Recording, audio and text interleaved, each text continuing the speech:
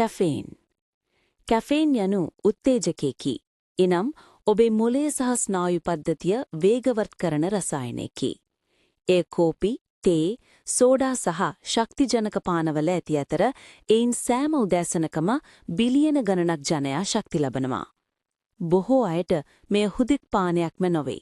ඒ එක්තරා චාරිත්‍රයකි. ඒ පළමු උගුර බොනතෙක් දවස ඇරඹෙන්නේ නැහැ. ඔබ ය පානය කළ පසු කැෆේන් ඔබේ රුධිර ප්‍රවාහයට ඇතුළු වී ඉක්මනින් මොළය කරා ගමන් කරයි. එහිදී එය ඇඩිනෝසින් නම් රසායනයක් අවහරී කරයි. එමගින් ඔබේ මොළයට පවසන්නේ එය වෙහෙසට පත්ව ඇති බවයි. එබැවින් කැෆීන් ඔබට ශක්තිය ලබා දෙන්නේ නැහැ. එය කරන්නේ ඔබේ තෙහෙට්ටුව සැගවීම පමණි. ඔබේ නියුරෝන වේගයෙන් ක්‍රියාත්මක වීමට පටන් ගනී. ඔබේ හදවත වේගයෙන් ගැහෙනවා. ඒ වගේම එකපාරටම ඔබට වඩා තීක්ෂණ බවක්, පණ ඇති බවක් දැනෙනවා. විනාඩි 20-30 අතර කාලයකදී උපරිම බලපෑම ඇතිවනවා. ඔබ අවධානයෙන්, ජවයෙන් සහ උද්‍යෝගයෙන් පිරෙනවා.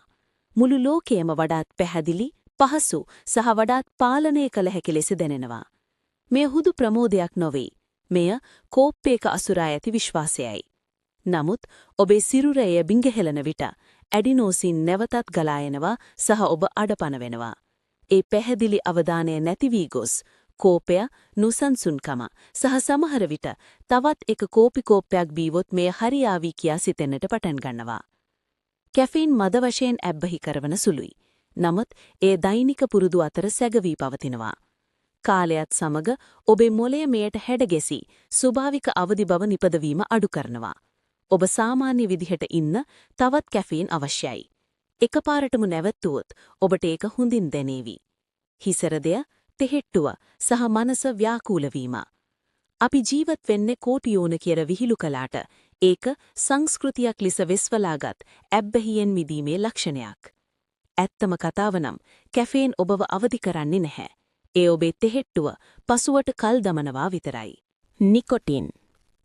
නිකොටින් කියන්නේ දුම්කොළ සහ වේප්වල ඇති වේගයෙන් ක්‍රියා කරන උත්තේජකයක්. මිනිසුන්ව ඇබ්බැහි කරවන්නේ දුම නෙමෙයි මේ රසායනිකයයි. එය දුම හෝ වාෂ්ප මගින් ආශ්වාස කරනවා. ඒ වගේම තත්පර කිහිපයකින් එය මොළයට බලපානවා. ඩොපමීන් අධික ලෙස මුදාහරිමින්. එම රසායනිකය මගින් ඔබව සංසුන්, අවධානයෙන් සහ සුව පහසුවෙන් තබනවා. සන්තෝෂය. මුලදී එය පරිපූර්ණ ලෙස දැනෙනවා. ඔබේ හෘද ස්පන්දන වේගය මඳක් වැඩි වෙනවා. ඔබේ සිතුවිලි පැහැදිලි වී ආතතිය පහව යනවා. එය තමයි ආරම්භය. කෙටි සහ පැහැදිලි පාලිත ප්‍රබෝධයක්. විනාඩි කිහිපයකට ඔබේ මොළය වඩාත් හොඳින් ක්‍රියා කරනවා. නමුත් නිකොටින් ඉක්මනින් අවසන් වෙනවා. ඩොපමීන් අඩුවන විට සංසුන් බව ආතතියක් බවට හැරෙනවා. නොසන්සුන්කම සහ තවත් වරක් ලබා ගැනීමේ දැඩි ආශාව. ඒ තමයි එහි බැසීම. එයින් තමයි මිනිසුන් මේ චක්‍රයට කොටු වෙන්නේ. හැම දුම් උගුරකින්ම తాවකාලික සහනයක් ලැබෙනවා. කලින් ගත් දුම් උගුරෙන් ඇති වූ අපහසුතාවයට. ඒක තමයි උගුල. නිකොටින් වලින් ඇත්තටම ඔබව සැහැල්ලු කරන්නේ නැහැ. එය කරන්නේ යලි සැකසීමක් විතරයි. ප්‍රත්‍යාහරණය. සහනය පවතින්නේ දැඩි ආශාවන් අතර කාලයේදී පමණක් බව මොළයට හුරු වෙනවා. කාලයත් සමග නිකොටින් ඔබේ මොළය ඩොපමීන් මුදාහරින ආකාරය වෙනස් කරනවා. ඒ කියන්නේ එය නොමැතිව හැමදේම නීරස සහ හිස් බවක් දැනෙනවා. ශාරීරිකව එය ඔබේ පෙනහළු, රුධිරනාල සහ හෘදයට හානි කරනවා. නමුත් මානසිකව එය ඊටත් වඩා නරකයි. එය නොමැතිව ඔබට මුහුණ දිය නොහැකි බව ඒත්තු ගන්වනවා. පෙන් යනු මත්පැන් පීඩකයක්. ඒ කියන්නේ එය ඔබේ මොළය සහ ස්නායු පද්ධතිය මන්දගාමී කරනවා. එය සාදවලදී, රාත්‍රී භෝජන සංග්‍රහවලදී, සැමරුම් සහ ශෝකී අවස්ථාවලදී හැමතැනම බොනවා. මිනිසුන් සැහැල්ලු වීමට, අමතක කිරීමට හෝ නිකමට කණ්ඩායමකට අයත් වීමට බොනවා. ඒ ඔබේ රුධිර ප්‍රවාහයට එක් වූ විට එය බාධා කරන්න පටන් ගන්නවා ඔබේ මොළය තමන් සමගම සංනිවේදනය කරන ආකාරයට. මුලදී එය සුවදායක බවක් දැනෙනවා. එහි ආරම්භයත් සමග උණුසුමක්, සැහැල්ලුවක් සහ යම්කිසි විශ්වාසයක් ඇති වෙනවා. ඔබට වඩාත් විවෘත, වඩාත් සමාජශීලී බවක් දැනෙනවා. ඔබේ සිතුවිලි නිහඬ වෙනවා, ඔබේ ශරීරය සැහැල්ලු වෙනවා. ඒ වගේම ඒ මොහොත පහසු බවක් දැනෙනවා. ටික වේලාවකට මධ්‍යසාර සබඳතා ඇති කර ගැනීමේ යතුරක් වගේ. ඉන්පසුව උච්චතම අවස්ථාව එළඹෙනවා. විනිශ්චය කිරීමේ හැකියාව ගිලිහී යනවා. හැඟීම් ඉස්මතු වෙනවා. ඔබ කතා කරන්නේ ශබ්ද නගා, හයියෙන් hina වෙමින්. සමහර විට සීමාවන් ඉක්මවා යනවා. පිරවිසිහියෙන් ඉන්නකොට ඔබ එසේ කරන්නේ නැහැ. ශරීරයට සමබරතාවය නැති වෙන්න පටන් ගන්නවා. සම්බන්ධීකරණය ගිලිහෙනවා. නමුත් මොළයට තවමත් දැනෙන්නේ සියල්ල යහපත් බවයි. එය තමයි මුලාව. මධ්‍යසාර මගින් වේගය අඩාල කරනවා. ඔබ තවමත් සියල්ල පාලනය කරන බව ඔබට ඒත්තු ගන්වමින් ඔබේ මොළය විකෘති කරයි. අවසානයේදී එම මත්ගතිය බැසයයි. විනෝදය වෙහෙසක් බවට හැරෙයි. ඇඟට දැනෙන උණුසුම බරක් වෙයි. එම ප්‍රබෝධය බොඳ වී යයි. පැය කිහිපයකට පසු ඔබ විචලනය වී වමනේ යන ගතියෙන් සහ අපැහැදිලි මනසකින් පසුවෙයි. පසුදා උදෑසන ඔබේ මොළයේ රසායනික සමබරතාවය සම්පූර්ණයෙන්ම බිඳ වැටෙයි. එය හැන්ගෝවර් තත්වයයි. මත්පැන් යනු නිහඬව සහ හුරුපුරුදු ලෙස ඇබ්බැහි කරන දෙයකි. ඔබ නිතර මත්පැන් පානය කරන තරම සැහැල්ලු වීමට ඔබේ මොළය එය බලාපොරොත්තු වෙයි. ඉක්මනින්ම ඔබ බොන්නේ විනෝදයට නොව හුදෙක් සාමාන්‍ය ලෙස දැනෙන්නට පමණි. කාලයත් සමග එය ඔබේ අක්මාවට හානි කරයි. හදවත දුර්වල කරයි සහ ඔබේ ස්වයං පාලනය හීන කරයි. එය එබඳු රසායනයකි ඔබව ජීවමාන බවක් දැනෙන්නට සලස්වන අතරතුර සෙමින් මිනිස් ගතිගුණ ඇති කරන සියල්ල අඳුරු කරයි. කැනබිස්. කැනබිස් යනු මනෝක්‍රියාකාරී මරිජුවානා ශාකයෙන් නිපදවන ඖෂධයකි. එය බොහෝ විට ධූම්පානය, වේප් කිරීම හෝ ආහාරයක් ලෙස භාවිතා කරයි.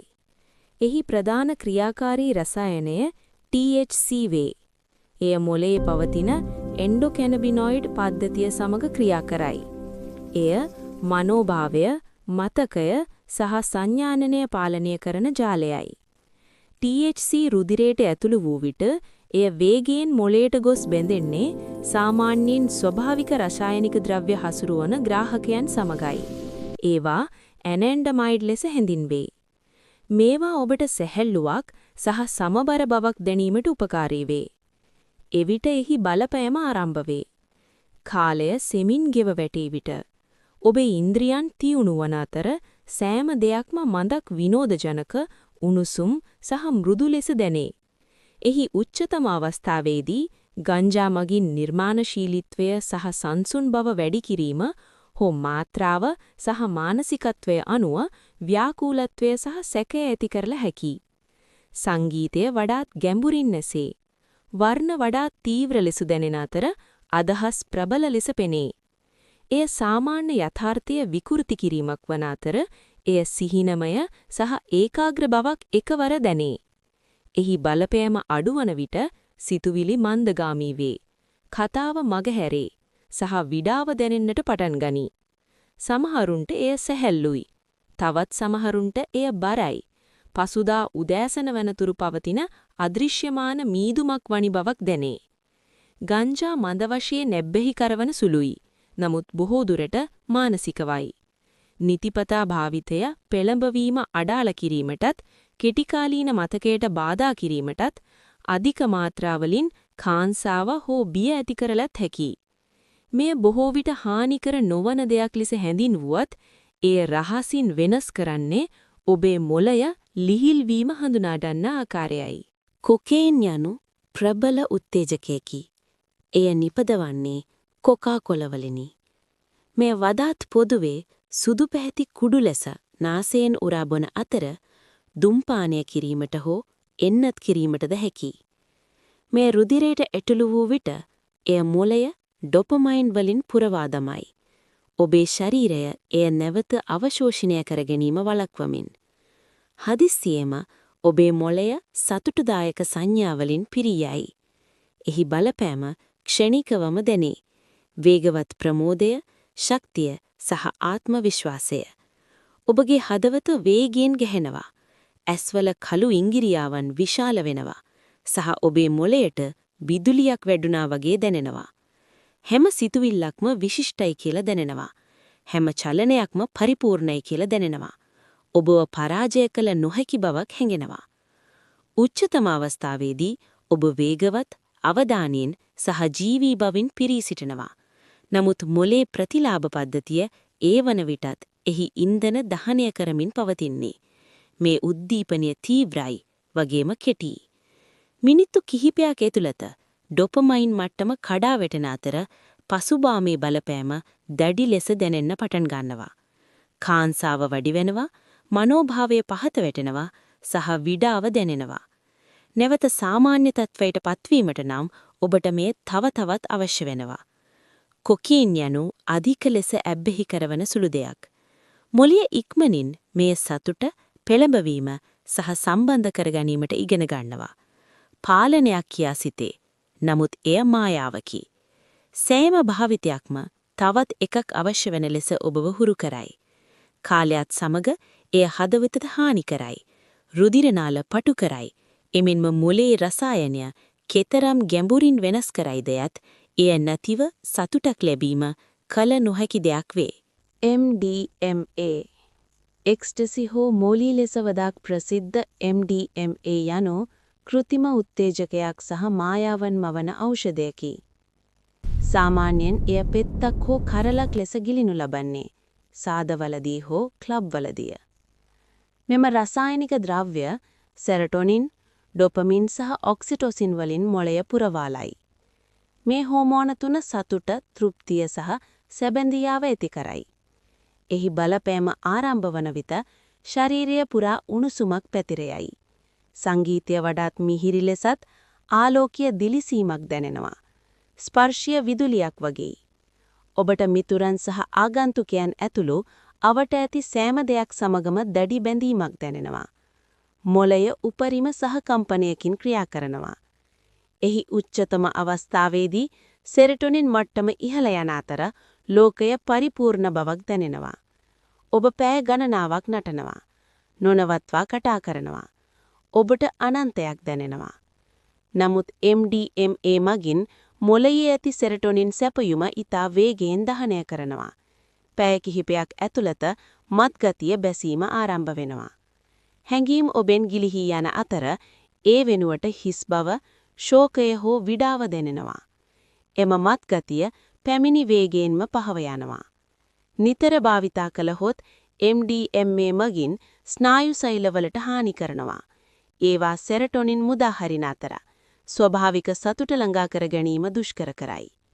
ශාරීරිකව ඒ ඔබේ සිරුර අධික ලෙස රත් කිරීමට, විජලනය වීමට සහ කලාතුරකින් අවයව අකර්මණ්‍ය වීමට හේතු විය හැක.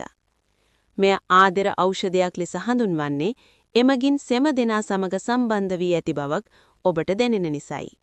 නමුත් එහි බලපෑම අවසන් වූ විට ඔබට වැටහෙන්නේ එම සම්බන්ධය රසායනික එකක් මිස සැබෑ එකක් නොවන බවයි. සහ ඔබේ මොළයට ඒ සඳහා වන්දි ගෙවීමට සිදුවේ.